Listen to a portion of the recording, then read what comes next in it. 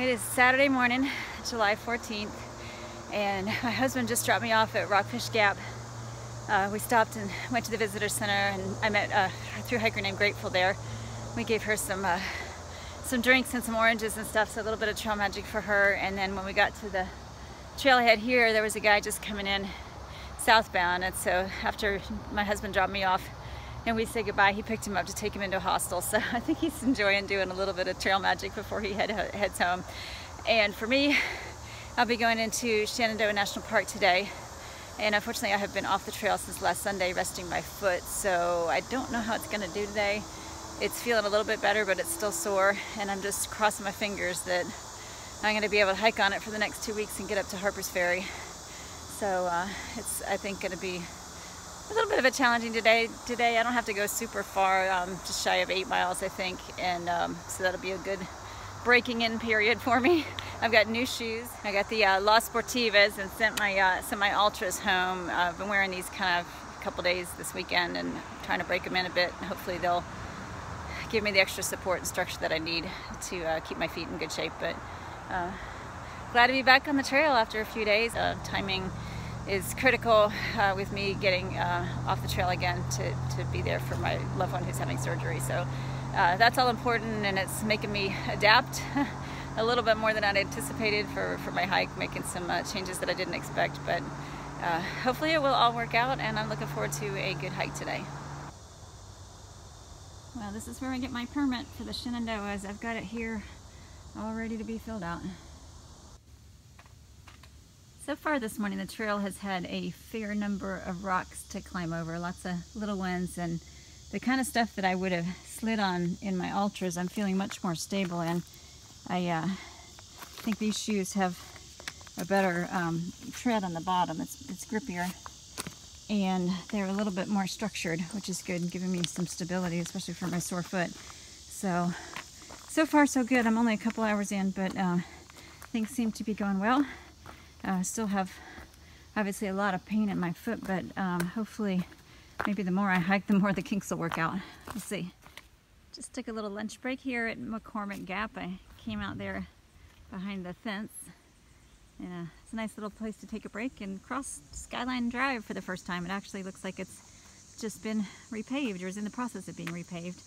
I've only got 4 miles to go to the shelter, so it's really a pretty short day today. We'd call it a Nero in ordinary circumstances, but just a short day for me getting warmed back up. I have to say I didn't really expect to see this in the middle of a national park, but I'm on top of Bear Den Mountain, and there is a radio communication installation here. There's more back behind the trees there, so not really pretty to look at, but I guess I believe it's for weather, and it's important to have good weather reports, so tough trade-off. Yep, it's quite a little installation here. Kind of makes me sad. So much for unspoiled lands. And just in case you want to stay and enjoy the views of the communications towers, they've installed some seats here for you. I think I'll keep going. I just came up out of Beagle Gap, where there are some portalettes, porta potties, which can be a very welcome sight when you need one. And there were several cars there parked in the dirt lot. And as I've come up Little Calf Mountain here, I have already passed 3 groups of day hikers. And it is a Saturday, so that makes sense. Saturday in the summer, nice day to get out. But I'm also hoping that that means that there's something worth seeing at the top of either Little Calf or Calf Mountain. I'm climbing both of them, so I'll keep going and find out. I find it interesting when you're in the woods that you hear a lot more wildlife than you see. I'm actually learning to tell the difference between a chipmunk and a squirrel by the way they run when you're coming. And I'm sure I've been seen by a lot more bears than I have seen. Sometimes you hear a rustle in the woods and you wonder what it might be.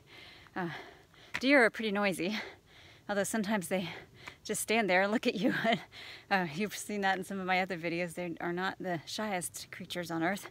And a little while ago, I was passing by some bushes and I heard a little rustling out of the corner of my eye. I saw something that looked like the size of a house cat. And I thought, what is that? Is that a little fox or something? I stopped and I peeked in. It was actually a bunny. So that was kind of cool to see a little rabbit hopping through the underbrush. And that's all the wildlife I've seen today. Here I am at the summit of Little Calf Mountain.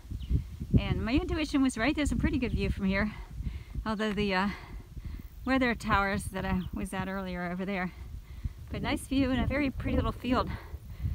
Might be a nice place to just come and lay out a blanket and have a picnic. The breeze is nice up here. It's cooling me off, which is a treat. I was getting pretty sweaty. It is summer. And a few rocks there to contend with. But overall the trail today has been pretty good. And I just have a little ways to go. Probably a mile, maybe half a mile. I'm not sure. But I know it's not too far onto the top of Calf Mountain and then down to the Calf Mountain hut where I'm staying. Here in the Shenandoahs, they are called huts when they're overnight facilities and shelters when they are day use picnic type facilities. So I am heading to the Calf Mountain hut tonight. There's a cairn here at the top of Little Calf, or Big Calf Mountain, I guess. Just regular old Calf Mountain, and just kind of in the middle of the trail, and I'm not sure why. There's no sign. And I don't see any notes or anything kind of stuck in it, so kind of interesting. Here's something else you don't see every day when you're walking through a national forest. So I guess we must be on the very edge of the forest properties. In fact, I understand that the Calf Mountain Shelter, I can't see the sign very well, but anyway, Calf Mountain Shelter, I understand, is also just outside the park boundaries. So anyway, I should be there in just a few minutes. And I am looking forward to chilling and maybe even soaking my feet in a cold spring since they do hurt a good bit today. I'm here at the water source by the Calf Mountain Shelter. And I was actually wrong yesterday when I said it was a hut because it's not technically in the park boundary, so it's still a shelter, and I guess I get my first official hut tonight. But there's a little spring here, not much of a puddle, so I couldn't soak my feet last night, but I did fill up my water bag and use it kind of like almost like an ice pack, and that worked out pretty well. But there's no water this morning or today for another, well, I think there's a small spring that's dried up in about 1.5 miles, so that won't do me any good. So that means that I gotta go about 13 miles without water this morning. I'm gonna have to fill up my 2-liter bottles and make it last. So I'm gonna do that now before I hit the trail. Well, here I am back at the trailhead for the shelter trail. It is 0.3 off the AT to get to the Calf Mountain Shelter and the spring. And unfortunately, I think a lot of the shelters or huts are that way. But I'm back at the trail now. I've got 13.4 to go. It is just before 8 o'clock, so I'm heading out and feeling a little groggy this morning. I think I slept pretty well, but I just haven't shaken it off yet. Hopefully over the next half mile or so, as my body gets moving, my blood will get flowing and I'll wake up and enjoy the morning. I just came by some power lines, and it's interesting, there's some plants like these that are being protected with some kind of sleeves. I'm not sure why. And then there's this little teeny tiny sign reminding me that we are in the backcountry. I believe that is Skyline Drive right down there. We heard a lot of traffic last night at the shelter, I guess because we were pretty close to the highway. And then there's a sign here letting us know that the Potomac AT Club is responsible for the AT through the Shenandoah Park. So thank you to all the members of the Potomac Club. I didn't think I was going to see any more water, but there's a nice little spring coming out here, flowing pretty well. Unfortunately, I've got all the water that I need. This is probably 3 or 4 miles ahead. I'd be thrilled to see it. So hopefully, well, maybe I'll get lucky and find another spring down the line. This is how they do waypoints, trail markers in the Shenandoahs, and it's kind of hard to read, but you can see, it tells me the Black Rock Hut Spring is 12.1, that's where I'm headed today, and a couple other waypoints, and then there's a sign up here, making sure everybody knows there's no horses, and another little backcountry sign, reminder. Just came out of the woods at one of the scenic overlooks along Skyline Drive, and walkabout was just a little ways behind me. We stopped and chatted for a minute. I'm going to actually take a break and have my second breakfast. But about half a mile back I saw a really big bear, and thankfully he didn't follow me. I scared him, I guess, and walkabout didn't see him. So I guess he went back into the woods, but it shook me up a little bit to see one that big, much bigger than the ones I saw before. someone made this rock into a face. It was kind of funny. I just looked down and I was like, why did somebody put rocks there? And then I saw the mouth. Kind of funny. I'm taking a break here near Skyline Drive. It's right, actually right next to it. I just crossed it. And there's a little, just kind of an open area here and some trees. So I thought I'd go ahead and take a lunch break. And it's just right about noon. And I'm just dragging today. I'm, as they say, on the struggle bus for some reason. And felt pretty good hiking yesterday. And got like 10 hours of sleep last night, but still woke up sleepy this morning. And I think it's just the transition back to the trail can be difficult after several days off. So that's what I'm wrestling with. But I feel like I've been taking a break or needing a break every hour and a half or so. So I started hiking around 8, and 4 hours in I've got 6.6. So I'm hiking well when I'm moving, but with all the breaks, that's kind of slowed me down a bit. But I'm going to go ahead and eat my lunch now and just chill for a little bit, and I hope that that will kind of perk me up a bit to get the last probably 6.6, 6.8 to the hogback shelter where I'm staying tonight. I am at the Black Rock Hut tonight.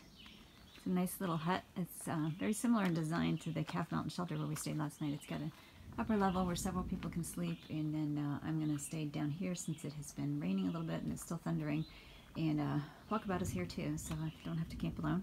I've got dinner on the stove, and somebody left a fuel canister that was unfinished, so I am not worrying about my slow simmer here at all. I'm saving my fuel by using this one. And we'll just pass it around. I think walkabout might use it tomorrow. Dinner tonight is a Nor Fiesta Spanish rice. And I've got some dehydrated chicken in here that seems like it's taken a little while to rehydrate, so I'm going to just turn off the heat and let it sit for a bit, and hopefully that will take care of it.